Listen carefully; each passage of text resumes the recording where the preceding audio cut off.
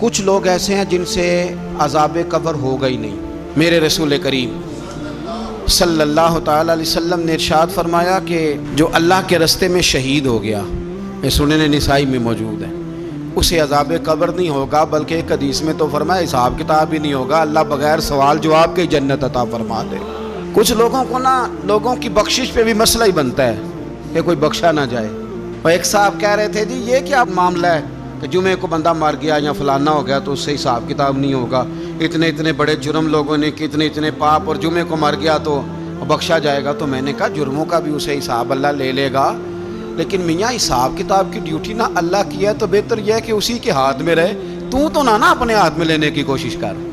سنن ترمذی کی حدیث۔ ہمیں پتہ نہیں کیا مصیبت ہے، ہمیں پتہ نہیں کیا مسئلہ ہے۔ ایک جنازے سے میں نکلا، آپ یقین کریں کبھی کبھی کلیجہ پھٹ جاتا ہے۔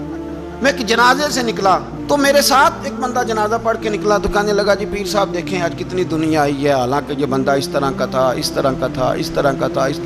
میں نے اسے کہا یار تجھے تو فکر ہی لگ گئی ہے کہیں جنت میں چلا ہی نہ جائے، تو اس طرح کرنا جنت کے دروازے کے سامنے کھڑے ہو جانا ڈنڈا لے کے کہ میں نے نہیں جانے دینا۔ شرم آنی چاہیے ہمیں۔ اللہ فرماتے ہیں جنت اتنی چوڑی ہے جتنے زمین و آسمان، اس کی چوڑائی زمین اور آسمان کے برابر ہے، تو ہم تو اپنے علاوہ کسی کو جانے نہیں دینا چاہتے جنت میں۔ اور بس کریں، جنت خدا کا فضل ہے، اور اللہ فرماتے ہیں میرا فضل میں جسے چاہتا ہوں عطا کرتا ہوں۔ یہ سنن ترمذی کی حدیث، اور اس کے راوی حضرت عبداللہ ابن عمر رضی اللہ تعالیٰ عنہ، نبی پاک علیہ السلام نے فرمایا جو مسلمان جمعے کے دن یا جمعے کی رات کو فوت ہو، اس کو اللہ تعالیٰ قبر کی آزمائش سے محفوظ رکھتا ہے۔ جو جمعے کی رات فوت ہو جائے یا جمعے والے، یعنی جمعے رات اور جمعے کی درمیانی رات چلا جائے یا جمعے والے، تو اللہ اسے عذاب قبر سے، تو میرے عزیز جو بندہ شہید ہو اس سے عذاب قبر نہیں ہوتا، جو آدمی جمعے کے دن یا جمعے کی رات چلا جائے اسے بھی عذاب قبر نہیں ہوتا۔ اور میرے رسول کریم صلی اللہ تعالیٰ علیہ وسلم نے فرمایا جو بندہ ایک دن اور ایک رات، یہ حدیث صحیح مسلم میں، سنن ترمذی میں، مصنف عبدالرزاق میں موجود ہے، ایک دن اور ایک رات اللہ کی رضا کے لیے اسلامی سرحد پہ پہرا دے۔ میں اور آپ سوئے ہوئے ہیں، لیکن وہ لوگ جو فوجی بارڈروں پہ کھڑے ہیں، دیکھو مدینے والے محبوب کس کس پہ کرم فرماتے ہیں۔ ساری عمر نہیں، 24-25 سال کی سروس نہیں،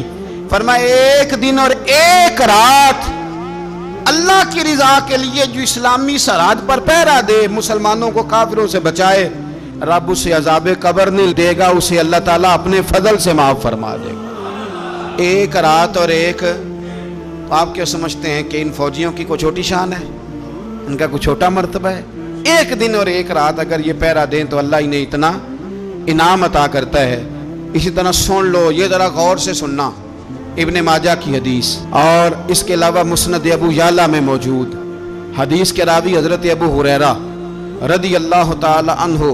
حضور صلی اللہ تعالی علیہ وسلم نے فرمایا جو شخص بیماری سے فوت ہوا، قربان جاؤں میرے محبوب نے بیماری کا نام ہی نہیں لیا، فرمایا کوئی بھی بیماری ہو، فرمایا جو آدمی بیماری سے فوت ہوا اللہ اسے شہادت کی موت عطا فرمائے گا، اور وہ عذاب قبر سے اور قبر کے امتحان سے بھی محفوظ رہے گا، اور حضور فرماتے ہیں اس کو صبح اور شام جنت کے باغوں میں سے رزق دیا جائے گا۔ جو کسی بھی بیماری سے مرا، یہ لوگ بیماری سے مر رہے ہیں تو لوگوں نے اچھوت سمجھ رہے ہیں، اچھوت، یہ اچھوت نہیں ہے، اس لیے کہ لوارث نہیں، یہ خدا رسول کے ماننے والے ہیں، تم انہیں اچھوت کہہ رہے ہو، اور مدینے والے رسول انہیں شہید فرما رہے ہیں۔ حضور نے فرمایا جو بیماری سے مرے شہید ہے، وہ قبر کے عذاب سے محفوظ رہے گا اور جنت کے باغوں میں سے اللہ رزق دے گا۔ لوگ کہتے ہیں دیکھو جی بڑا تانگ ہو کے دنیا سے گیا ہے، تو اس بندے کو بھی عذاب قبر نہیں ہوتا۔ اسی طرح جو بندہ سورہ ملک پڑھتا ہے، سنن ترمذی میں حضرت ابن عباس سے روایت ہے کہ حضور صلی اللہ علیہ وسلم کے ایک صحابی نے ایک جگہ خیمہ لگایا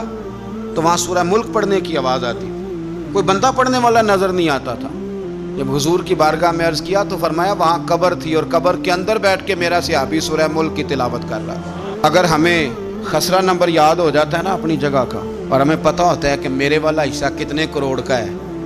اگر ساری کہانیاں ہمیں یاد ہوتی ہیں تو سورہ ملک بھی ہمیں یاد ہو سکتی ہے۔ موبائل پہ اس کو ریکارڈ کر لیں، پھر اس کو سنیں، کبھی بھی سورہ ملک میں، اور ہمارے سلسلہ عالیہ میں تو سورہ ملک وظیفہ ہے، ہمارے الوظیفۃ الکریمہ میں اعلیٰ حضرت نے لکھا ہے کہ رات کو سورہ ملک اور سورہ یاسین کے بغیر سونا نہیں۔